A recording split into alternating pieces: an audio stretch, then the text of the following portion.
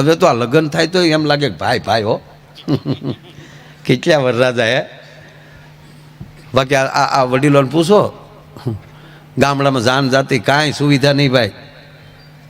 એ ઉતારા દીધા હોય, ખુરશીયું નહીં, ડબ્બાની માથે રજાઈઓ નાખી દીધી હોય, ઊંધા ડબ્બા નાખે, નીચે 2 ડબ્બા, એની માથે હિંડોળાની ખાટ, એની માથે વળી ભરત મૂક્યો હોય, મોતીના રમકડા મૂક્યા હોય, વરરાજાની તલવાર ખીલીએ ટીંગાતી હોય, બાજુમાં અણવર બેઠો હોય, ટીકીવાળા રૂમાલથી મોઢા લૂછતા. જોવો તો ખરા. હમણાં ઓલા બહુ વીઆઈપી માણસો સારા સૂટ પહેરે તા એ રૂમાલ બારો રાખે ને, આમ રૂમાલ ન હોય એવડું કપડું જેણે સીવી નાખેલું હોય. હવે કીધું આ જૂનું પાછું આવ્યું. અમે નાના નાના હતા ત્યાં રૂમાલ, ટીકીવાળા રૂમાલ મેળામાં જતા હતા, ત્યાં ખૂણો કાઢીને બેસતા. હેઠે હેડા હોય પણ ભૂપત હેડા કામ શું કરતા ખબર? હેઠે સોટાડી રાખતા, પડતો નહીં આપણો રૂમાલ. હા, આજ ઘણું ખરું એવું આવશે યુટ્યુબમાં કાંઈ નહીં હોય, કારણ કે આવા સંતો બેઠા ને ત્યારે અંદરથી કોયડું ફૂટે યાર. ખરેખર નથી આ બધી ફેશનો આવી. આ અત્યારે આ ફાટલા જીન્સ પહેરે ને, પેન્ટ નવી ફેશન, એ જોઉં ને સામે જેવું ગાડીમાં બહુ રહું, કારણ કે આપણને ખબર નહોતી કે આવડી ફેશન આવશે. નકર આપણા મરી ગયા થીંગડા મારી મારી એનો હાશવી રાખત અત્યાર સુધી. આવ્યા થીંગડાવાળા, આવ્યા થીંગડાવાળા આવ્યા. ઓહો, આપણા ગામમાં ઓલા કારીગરને કાપતા ન આવડતું, તાંહળી કટ કહેતા, ફેશન ના આવી. કૂતરા કટવાળ આવ્યા. હા, ઓલો કૂતરા ન હોય, એક કાનું હેઠો ને એક કાનું ઊંસો, એવા કૂતરા ગણે. એક પેલી ઠામુકાની ને એક પેલી વાળ ને. સારું કેવું આવ્યું. ઓહો હો મારા. આ તો આપણે સાંભળી લો કે નથી ચાલુ કર્યું, બાકી લખી નાખીએ ને કે ઉત્તમ પ્રકારનો ખોળ અહીં મળે છે, અને આ ખોળ ખાવાથી પગના તળિયા બળતા બંધ થઈ જતા. આ દુનિયા ખોળ ખાય એમ છે ડોયા. આયુર્વેદિક છે ને તો ખાવું છે. હું આયુર્વેદિક, તમારો વિકલ્પ તમારી પાસે જ છે, તમને બીજું કોઈ સારું નહીં કરી શકે. ભગવાન ભાગવતમાં બેઠા છે ત્યારે સ્વામીજી યાદ આવે, ભગવાન કૃષ્ણની સામે અર્જુને હથિયારનો ઘા કરીને બેસી ગયા અને કીધું કે મારામાં નથી લડવું. તો કૃષ્ણ કહી શકતા હતા, તારો મોટો ભાઈ ધર્મરાજ ઉભો છે, પૂછી લે, તારા પરિવારને પૂછ જા, યોગ્ય લાગે તો કહેજો, નહીં તો હું પછી નીકળું. આ કાંઈ ખોટું ડ્રાઇવિંગ નથી લીધું મેં. નહીં અર્જુન, તારે જ કરવાનું છે. એનો અર્થ આપણા જ પગે હાલવું પડે. કિલોમીટર સરકારે લખ્યા છે, કાપવાના આપણે છે. અહીંયા બોર્ડ માર્યું હોય 218 કિલોમીટર અમદાવાદ, અને એને ભૂસીને તમે 0 કરી નાખો તો અમદાવાદ ના આવે સાહેબ. એ તો બુદ્ધિનો પ્રયોગ કર્યો. કાપવા કિલોમીટર તો આપણે જ પડે. અને કોણ કરી શકે? તમારો સદગુરુ. તમારે અંદર કોઈ જો પાવર આપતું હોય તો એ તમારો સદગુરુ જ આપે. એનાથી બહુ સારો ફેર પડે. વાત આ મૂળ વાત હાલે છે. એટલે લગ્ન હારા છે અત્યારે. પેલા સુવિધા હતી જ નહીં ગામડામાં. જાનગી હોય ને એ ઉતારે બધા બેઠા હોય, એમાં વળી બેનો પાછા વળી ગીત ગાતા ગાતા આવે વરરાજાને જોવા. લીલી પીળી લેટ કરો, મારે ઘુઘુ જમાઈને જોવા છે, કાળા છે કે આપણા ભાગમાં છે એવો આવ્યો છે બાપા. આપણા પોઈન્ટ હવે કાંઈ લીલી પીળી લેટ કરવામાં. અને એ ટોળાની અંદર જે દીકરીના લગ્ન હોય એ છુપાઈ રીતે એ દીકરી પણ એમાં હોય. અને એ મગ અને મીઠું એ આમ ઉડાડે, સુકન કરવા આવે, એને વધાવે.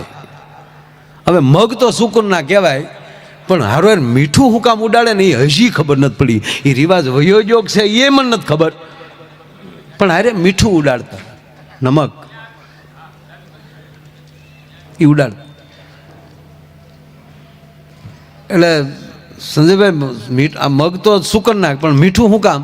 ત્યારે અત્યારે એવું થાય કદાચ એમ કહેતી હોય કે તારામ નહીં હોય તો મારા તરફથી હાલે.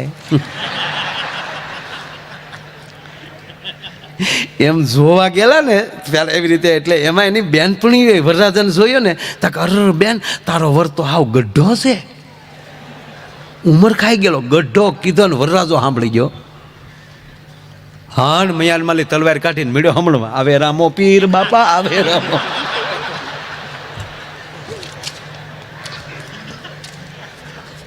એવો ઉલ્લીને બહેણ્યું મારતો જાય ને તલવાર લડતો જાય. ત્યારે કન્યા એમ બોલી કે થોડીક મોટી ઉંમરના છે એમ તો મારા બાપાએ કહેતા, પણ ગાંડી પાસીના છે એ આજ ખબર પડી એમ.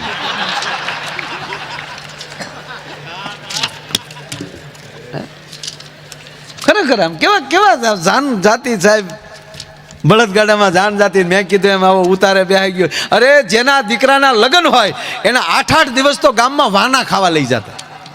આજ અમારી ઘરે વાનો ખાવા આવજો એટલે વળી એને ત્યાં જમાડે. હારે વળી એક મારી જેવો મફચ્યો હારે ગયો હોય, ભાઈને રચ આપજો, કેરી ઘોળીને ખા. તાવળી બીજો બાજુ બેઠો બેઠો શું કે ભાઈને રચ નહીં ફાવે. વરરાજો તો કેટલું માન થઈ જાય, ભાઈ રચ નહીં ખાય. તારો ડોહો આ રસ નહીં ખાય એમ ગોઠલા હોતી કેરી ગળી જતો ડોહા. હા તો એ વરરાજો છો એટલે આને પ્રેમથી બેહાડવો પડે. પણ આવા રિવાજ હતા બહુ સરસ. અને પછી જમી લે, પછી એ ઘરની દીકરીઓ બેન એના હાથમાં શ્રીફળ આપે અને પહ ભર્યો કે, અને માથે કપડું રાખે. વરરાજો વળી એક હાથમાં નાળિયેર હોય ને એક આછે આમ તલવારથી વળી ઓલું કપડું ઊંચું રાખ્યું હોય, અને વળી પાછા ઢોલ આગળ વાગતો જાય. ઘર સુધી બાયું ગીત ગાતા ગાતા મૂકવા જાય. આવું 8 દી મૂકા હાલે.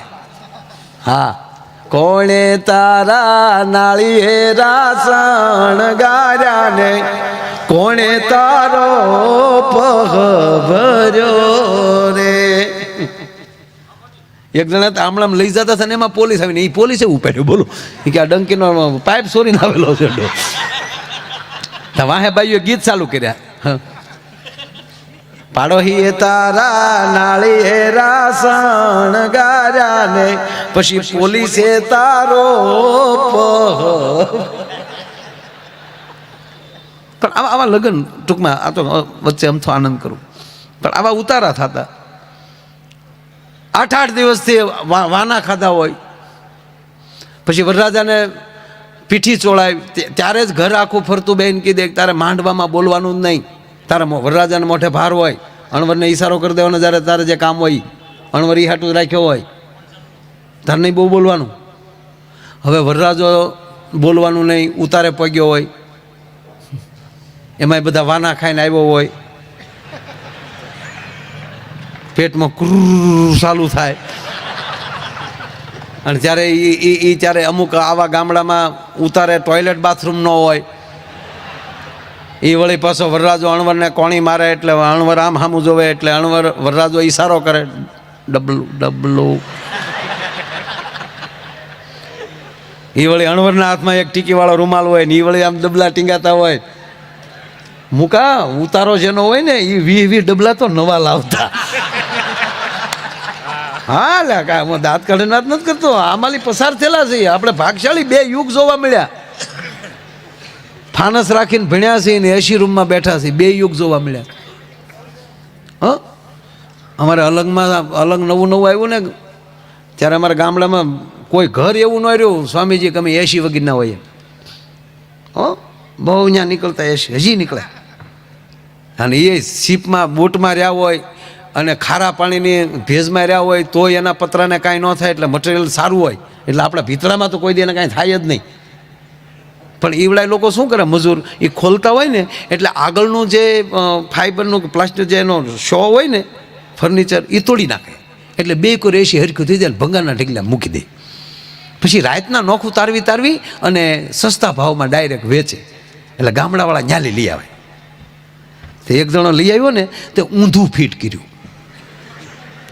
ભીતળામાં કોશ્યું માર્યું, નળિયાની હેઠે પ્લાસ્ટિક મારી દીધું, કલતાન આપણા ખાતરની થેલીયું ના, પણ અવળું ફીટ થયું. ચાલુ કર્યું ને તો ઘરમાં વરાળ આવે અને ગામના ભાભલા પસવાડે ખાટલા નાખીને બેઠા કે અહીંયા ટાઢા હેડા આવે. કાંઈ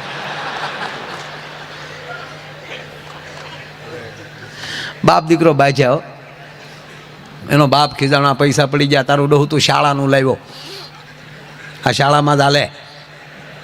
અને બાપો તો કેમ 80માં એનો બહુ જાણકાર હોય. આ બેટા આને આને આને હીટર કહેવાય.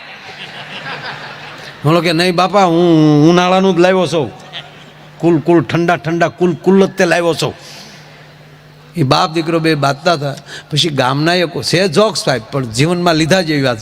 ગામના એકો કે આવીને કીધું કે ભાઈ છોકરો બરાબર છે પણ આનું મોઢું ફેરવી નાખો. મોઢું ફેરવ્યું એટલે ઓરડો ઠંડો થયો. કોઈ જગ્યાએ વરાળ છે જ નહીં, કોઈ જગ્યાએ દુઃખ છે જ નહીં, પણ આપણી દિશા ખોટી પકડાણી હોય છે ને એટલે અને આપણને પીડા થતી હોય, પણ આવો સદગુરુ મળી જાય ને આપણા જીવનની દિશા ફેરવી નાખે એટલે અંદર આનંદ જ આવે, બીજું કાંઈ ના આવે. મારા વાલા, વાત એ હાલે છે સાહેબ. ત્રીજી વાત કે એ વરરાજાને એ વળી પાછો આમ જુઓ, પાછો ડેલીએ ઢોલી બેઠા હોય, તડક્યાના ઘડીક આમ ટક્કર લઈ ગયા હોય એટલે એક ઢોલની માથે પગ રહી ગયો હોય, મૂકા જોવા જેવું હોય. એને બિચારાને કહી દીધું હોય કે આ વરરાજો નહીં નીકળે એટલે માંડવા સુધી વગાડતું વગાડતું આવવાનું. હવે અહીંયા અણવર ડબલું લેવા ગયો હોય, એ આગળ ડબલું લઈને થાય ને વરરાજો કાંખમાં તલવાર લઈને વાહ ખમણાંગ ખમેંગ ખમેંગ હાલ્યો થતો હોય. જેવો ડેલીએ પોગે તો ઢોલી ન્યા મોર થાય, ધબુંગ ધબુંગ ધબુંગ ધબુંગ. એલા અહીંયા તો રેઢો જવા દે ને.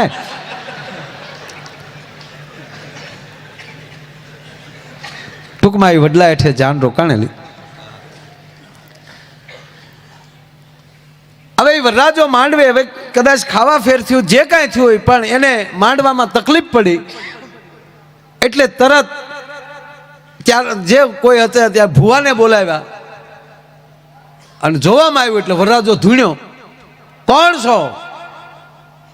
કે હું એક નથી 9 ઘરા સહી, અમે 9 વળગ્યા સહી. ક્યાંથી વળગ્યા છો? વડલેથી. વળગવાનું કારણ કે ત્યાં તમે બધાય જમ્યા અને અમને ન જમાડ્યા. ભુવાએ દાજથી કીધું ભૈયા દાજો નહીં તો મારી નાખે. ભૈયા કેમ જાય? ભૂખ્યા ન જાય. એટલે ભુવાએ કીધું કે આને ખવડાવી ગયો. 9 થાળી સ્વામીજી તૈયાર કરી. સત્ય ઘટનાનો પ્રસંગ છે હો સાહેબ, કોઈ જોક્સ નથી આ. 9 થાળી એની ઉપર તૈયાર કહેવાય કે આખી આખી જે હતી 9 થાળી તૈયાર કરી અને 9 થાળી વરરાજાની માથેલી ઉતારી અને 15 જણાને કીધું કે જાઓ વડલે મૂકી આવો. 15 જણા ભેગા થઈને રાતે વડલા હેઠે મૂકી આવ્યા. ઉનાળાનો સમય હતો, વૈશાખના લગ્ન હતા. એ મૂકીને જ્યાંથી પરત થયા ત્યાં આજુબાજુના ગામમાં ક્યાંય ચોર ગયા છે. ચોર ભાગ પાડવા માટે રાતે અડધીક રાતને ટાણે એ વડલે આવ્યા. તો વડલે જે આવ્યા હતા થાળીઓ 9 તૈયાર પડેલી કે ઓહો આપણા માટે જમવાનું તૈયાર. કોક જાય બિચારાને ભૂલી ગયા લાગે. ચોરનો નાયક હતો, એને કીધું ખબરદાર કોઈ ડ્યા તો ડોહ કોક ઝેર નાખેલું છે તો ગોટો વળી જાવ. થાળીઓ જોઈએ ને તો સ્વામીજી દાળજી હહેકી હતી, થોડી ગરમ હતી, શાક થોડુંક ગરમ હતું. એ કે પણ હમણાં તાજું જ કોકે મૂકેલું છે એટલે આમ કોઈક હોવો જ જોવે.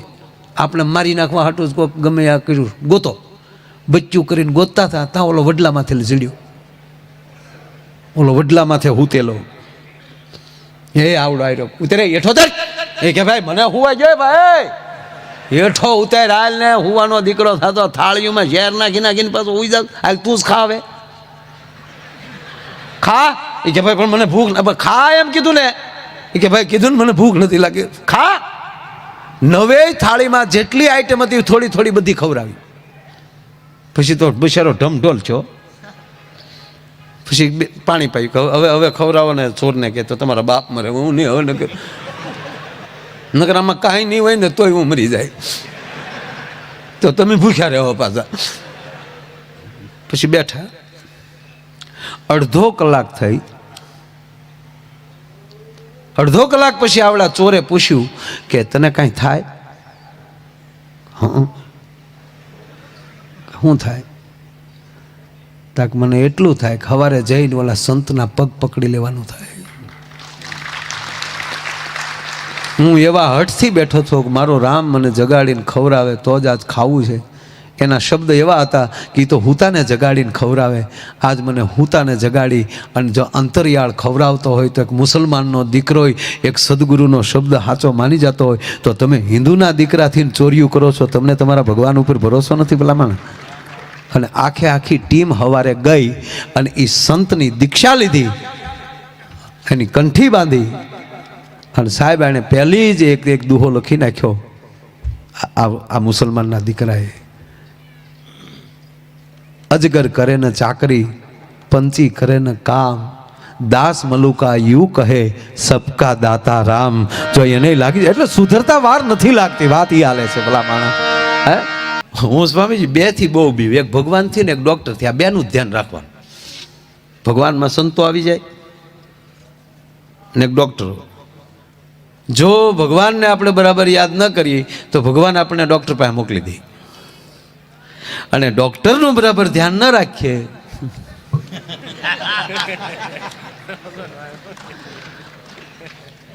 તો એ ભગવાન પાસે મોકલી દે.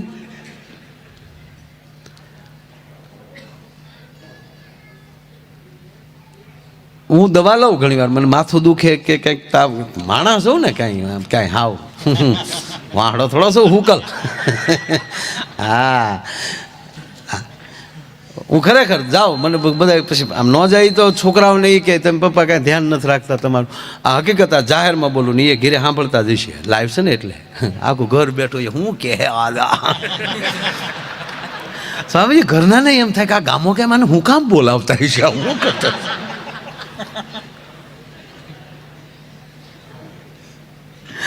હવે સાંભળતા હશે એટલે પછી એને ખબર પડી જાય તો સારું બોલું થાય. પણ હું ખરેખર હાવ હકીકત કહું કે હું હોસ્પિટલ જાઉં ને તો જો એવું કોઈ મારા ધ્યાનમાં આવ્યું હોય તો હું એના પૈસા દેતો આવું.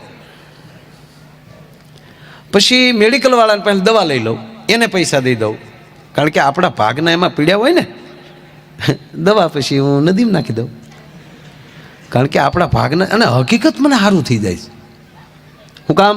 એ મને બીમારી શું કામ થાય કે મારા ખીચામાં એના ભાગના અહીંયા પીડ્યા છે એટલે મને આ બધું થયું છે.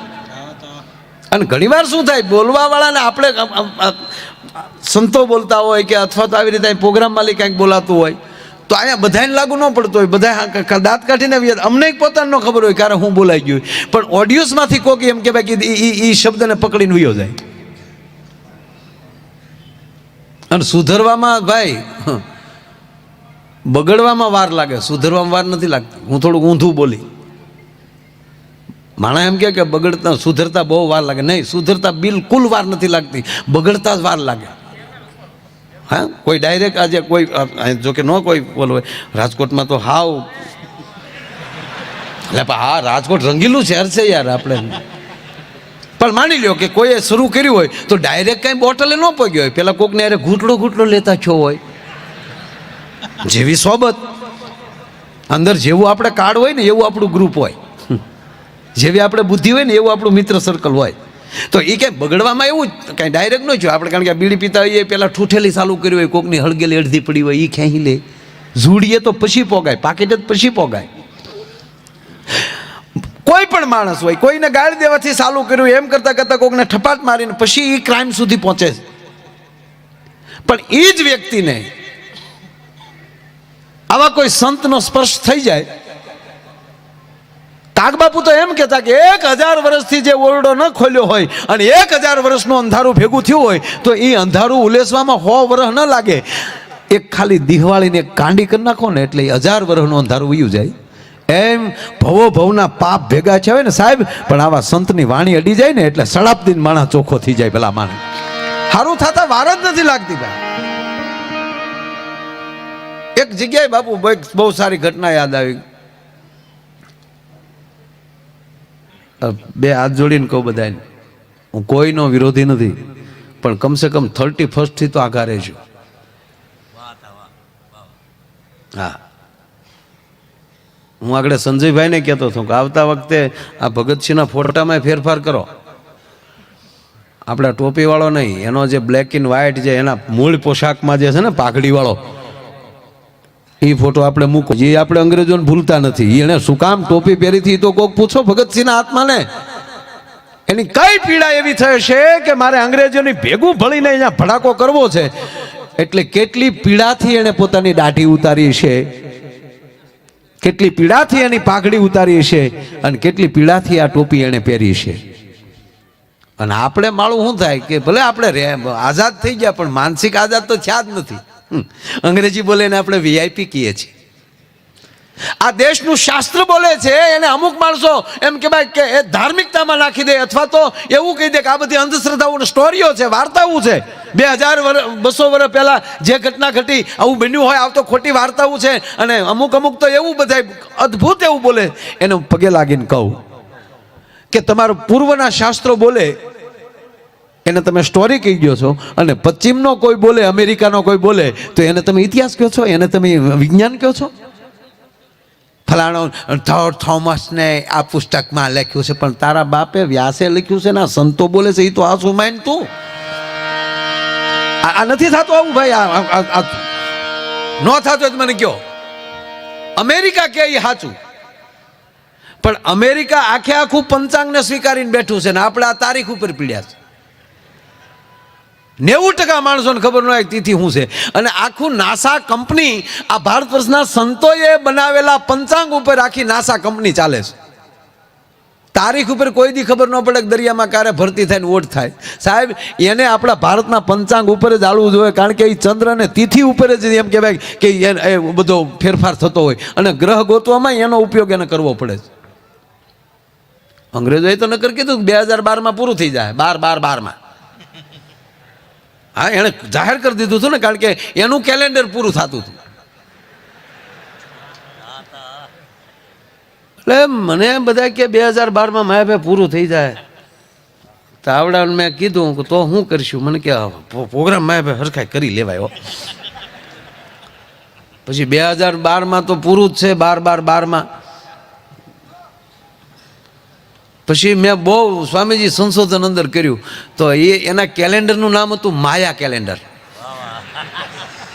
મેં કીધું ચાલો મને પૂછતા નથી ને પૂરું કરે છે.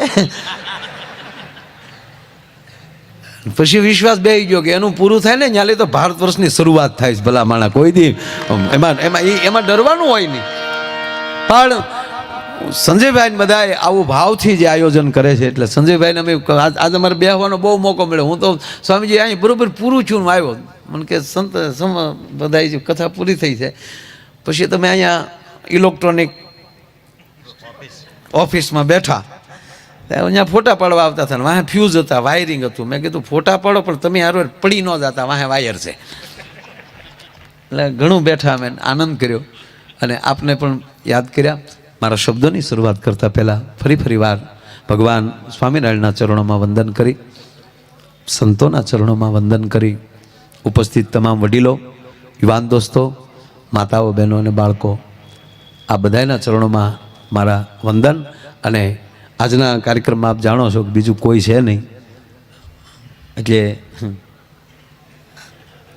પણ ચોખવટ એટલી કે આ જે કાંઈ રકમ આવશે એ બધી હોસ્પિટલમાં વપરાશે.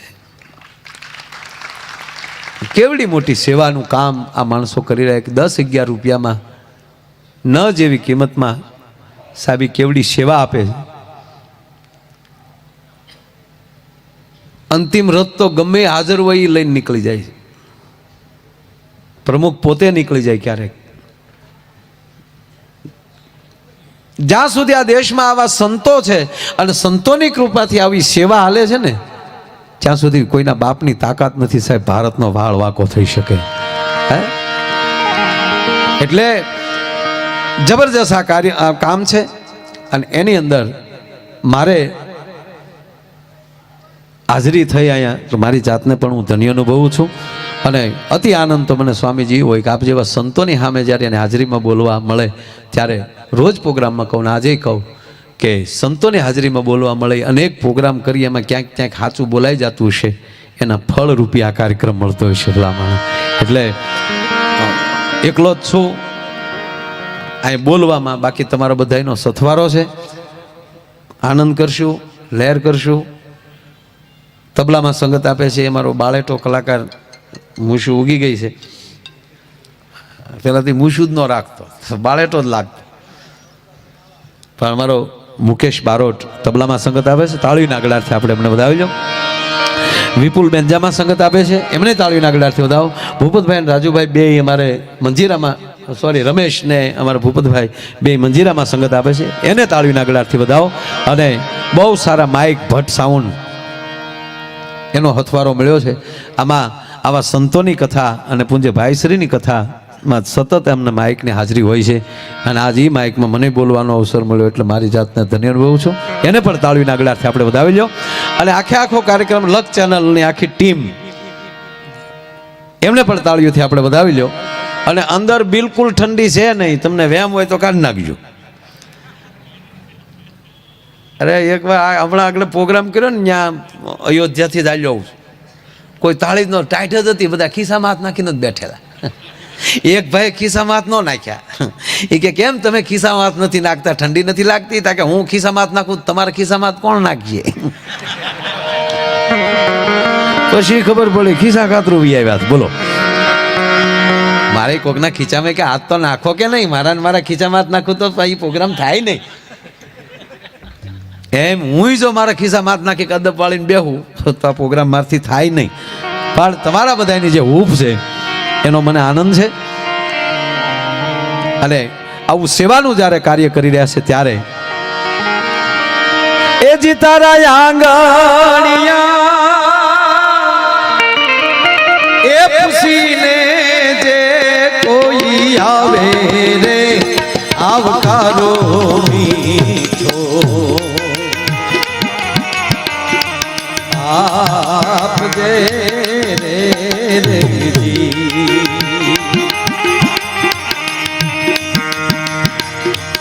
એ તાર ગાને રે સંકટ કોઈ ન બોલાવે રે બને તો તુલું આપજે રે રેજી.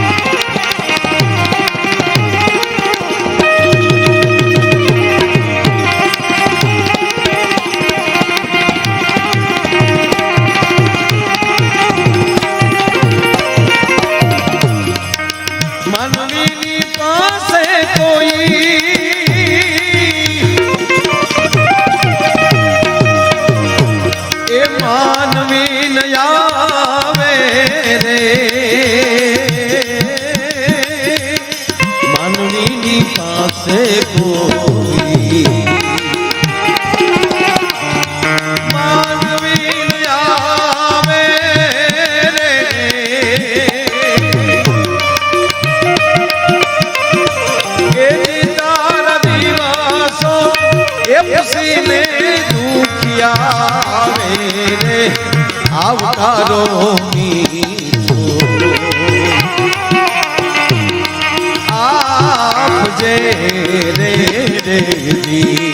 અરે આવકારો મીઠો આપજે રે રેજી. અરે આવકારો મીઠો આપજે. પૂછી જો કોઈ આવે આવકારો મીઠો આપજે અને તારે કાને સંકટ કોઈ સંભળાવે તો બને તો થોડું કાપજે. અને માનવીની પાસે કોઈ માનવી ન આવે પણ તારા દિવસો પૂછી દુખિયા આવે આવકારો મીઠો આપજે. કવિ કાગ ભગત બાપુની આ કવિતા, સ્વામીજી આ કવિતા બહુ જૂની બધાને મોઢે છે. પણ મને ઘણીવાર વિચાર એ આવે કે માણસને સરળતાથી રહેવું હોય તો પેલો એક જ વિચાર કરવાનો કે પેલા મેં લીધું છે કે દીધું છે. આપણે દરેક જેટલા બેઠા છીએ એમાં આપણે દીધું છે કે લીધું છે? તો સાહેબ પહેલા આપણે લીધું છે અને પછી દીધું છે. અને હવે અભિમાન નો આવે એ માટે વિચાર એ જ કરવાનો કે મેં કેટલું લીધું છે, ભગવાને મને કેટલું આપ્યું છે એની જ ગણતરી રાખવી. બાકી મેં કેટલું દીધું એની ગણતરી રાખતા નહીં, કારણ કે જિંદગીમાં લીધું એથી વધારે દઈ એકવાના જ નથી આપણે ભલા માણસ. હે ઈ કેમ તમે આવ્યા છો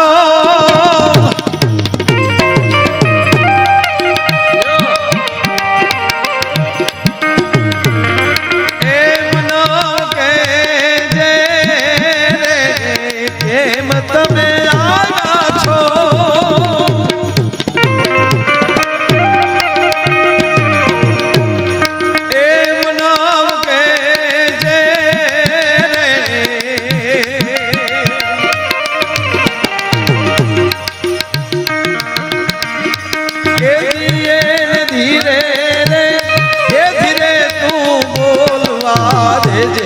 રે આવકારો મીઠો